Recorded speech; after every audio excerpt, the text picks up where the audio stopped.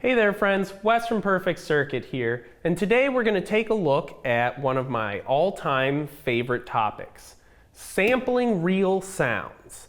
Now we've got a cornucopia of fruits and vegetables here, as well as a plethora of microphones, and we're going to go to town smashing and squishing these vegetables and recording the results.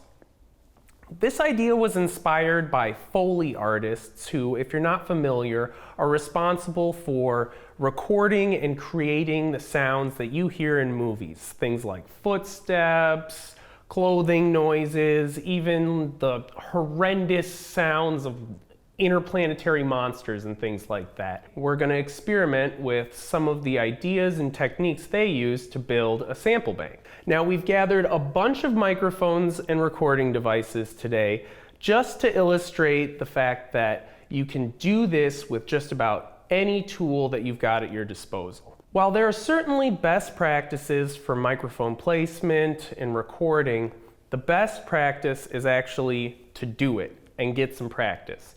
By using the tools that you have at your disposal, you'll become more familiar with them and you'll begin to generate better results or things that are more pleasing to you. At the end of our sampling party, we're going to make everything available as a little sample pack for you. We'll split things up based on microphones so you can kind of hear the difference. But I highly encourage you to take some of the ideas and techniques we play around with today and to go out into the world and start to record your own samples. Build your own sample banks. I feel that samples that I record myself, process, and make are incredibly rewarding to use in my productions, and they are sounds that I continually come back to because they are wholly unique and I'm the only one who has them.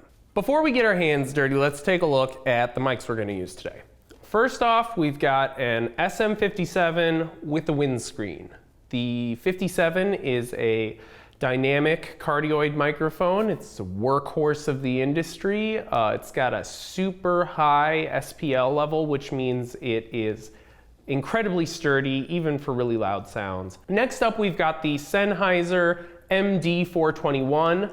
421s are another really versatile dynamic microphone.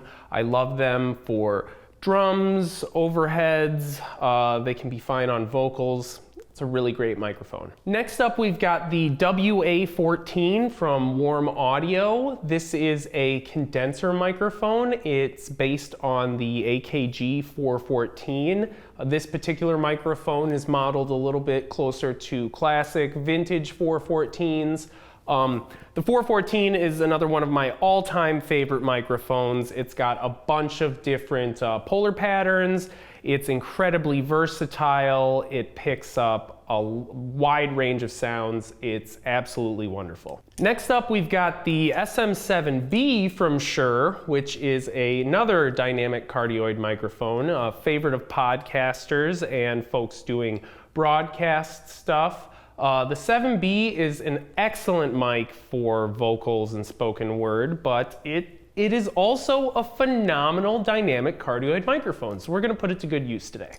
Next up, I've got a Zoom H4n Pro. While this is a field recorder technically, it's equipped with a great set of stereo microphones, and it also has two inputs on the bottom, so if you're out and about, this is an amazing option for both capturing field recordings, plugging in a couple of additional microphones, and getting them, down in the dirt. So we're going to use this guy today, as well as just a regular old iPhone. We're going to use the voice memos application on this, and just to show you that you don't need expensive microphones, cheap microphones. Work with the tools you have at your disposal. The most important factor for mic placement is going to be being familiar with your microphone so that you can get it in the right position to accurately capture whatever it is you're trying to record. So what we've done here is set up a little staging zone on this table here. And I'm going to use my phone to kind of play a little bit of noise, and then we're going to take a listen to our audio interface and adjust the positions of these mics so that we get the best sound. The idea behind this kind of sampling is to experiment and try to find new things that fit into your palette that you want to use. So there's no wrong way to do this. Okay.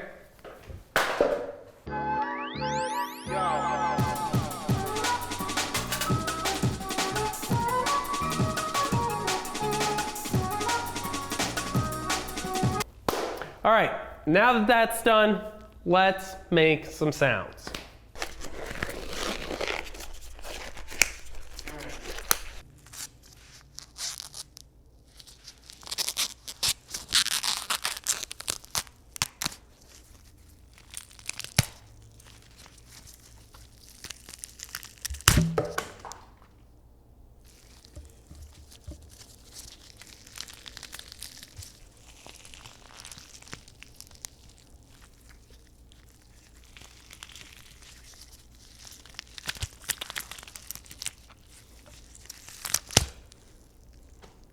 Okay.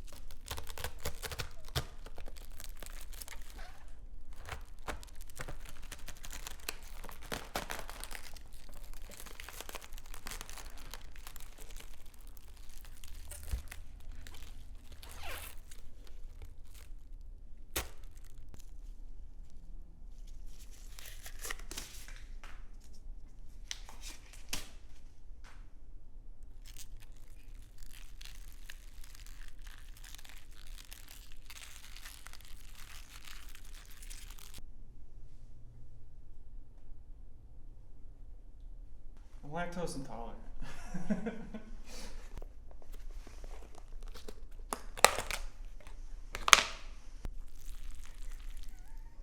You can't laugh. It's hard not to.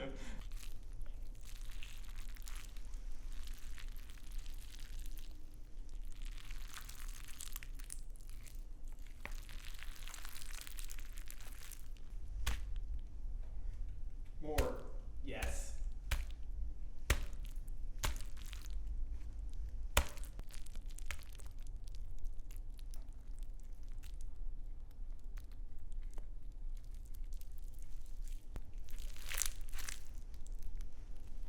Okay.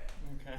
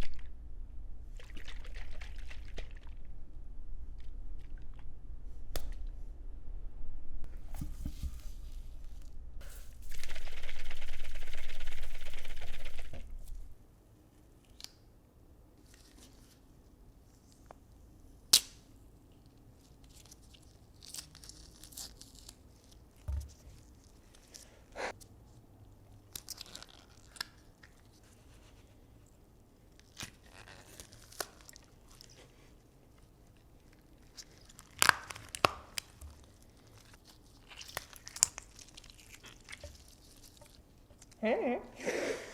Groovy, man. Killer. So that was our small fruits and vegetables, and now we've got some bigger ones to do, which we're gonna move around. So we're gonna need to readjust a bunch of these mics. So let's get a few sounds out of this pumpkin, and then let's move some of these mics around and stick some knives in it. So let's get started.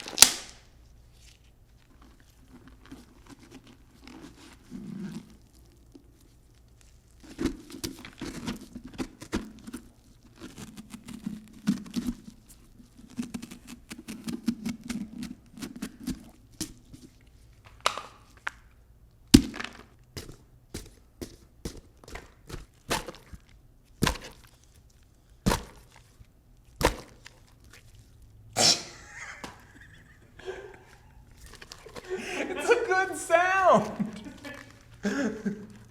It is absolutely suggestive. You gotta get this in there though.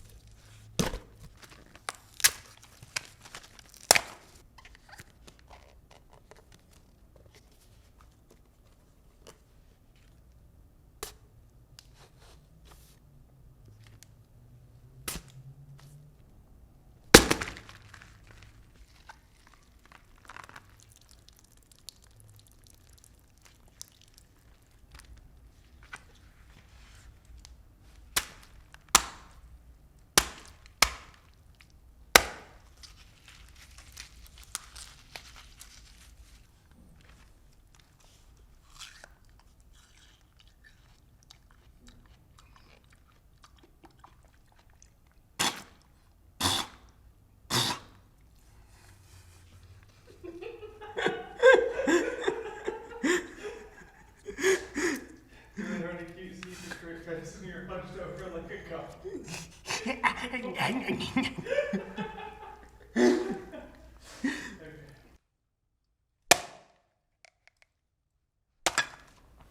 Okay, well, that was a lot of fun.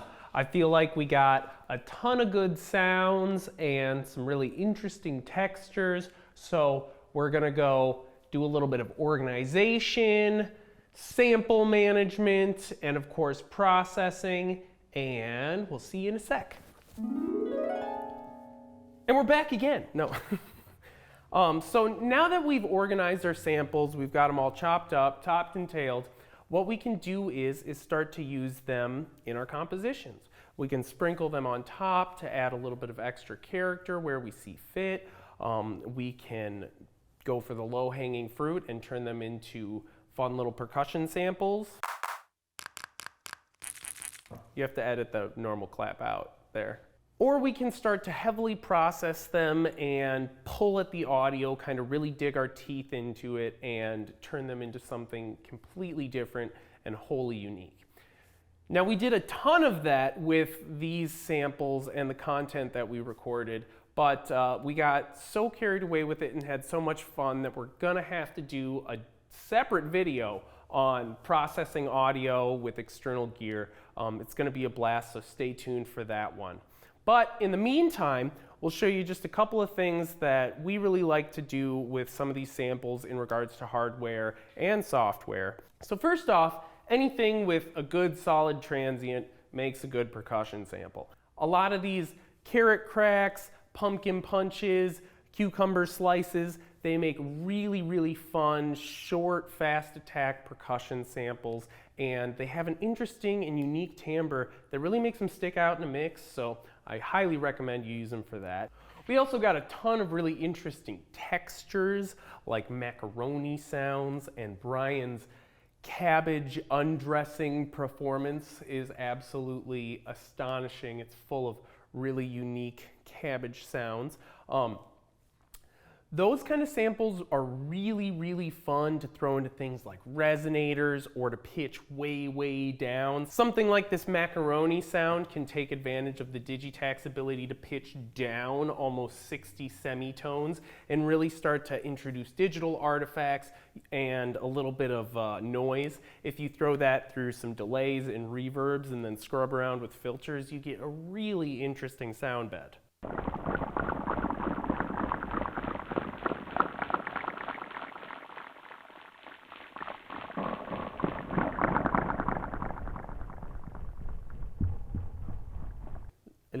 Another one of my favorite aspects of field recordings is the interesting grooves you can find in the spaces in between the sounds. Real life accidents or actions like dropping a knife or tripping over a cable can create unique and really fun rhythms that, if you're feeling adventurous, can inspire a lot of really fun and playful grooves. Something like the sound of a corn cob flying out of my hand has a really unique sort of rhythmic character to it that if you were going to play a drum beat on,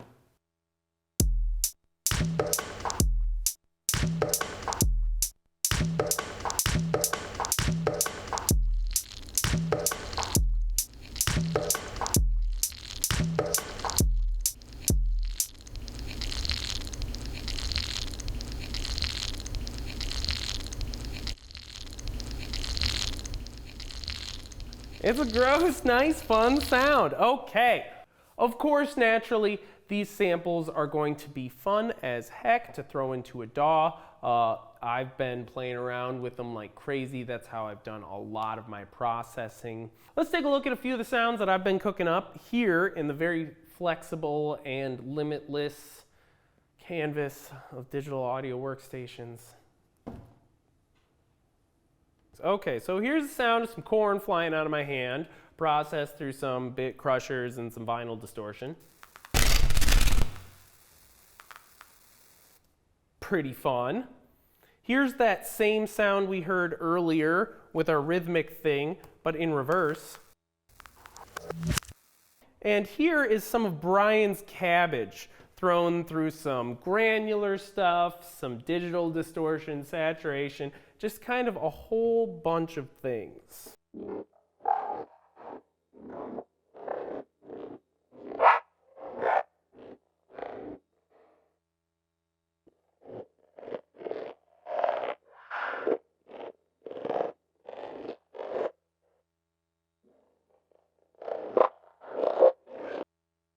Sounds pretty great. Okay, and then here it all is together.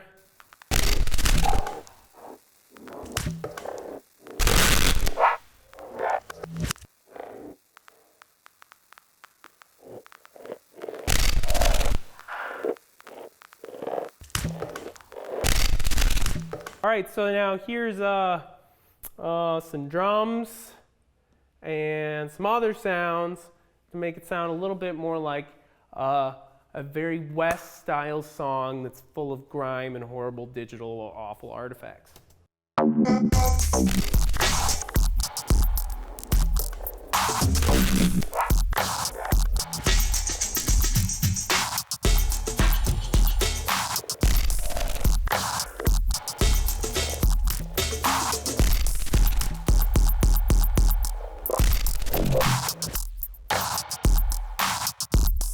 We've had a ton of fun today getting a bunch of samples, cool content for you. We've also got a bunch of goodies in the sample pack that is going to be in the description below. There's going to be some process sounds from the folks in the office, sounds that sound like this, or maybe they even sound like this. That's my reaction. And stay tuned for our follow-up video where we're going to go into processing audio using hardware, using software, all of the details that go into that very deep rabbit hole. I'm also going to throw the entire Ableton session with all of the recordings that we did, which is a massive amount of stuff. So if you want to go in there and chop your own little bits out and do whatever you want with it, feel free, have fun. Let us know what you make. Tag us in it. If you make a, you know, a hit for Nelly or who's famous right now?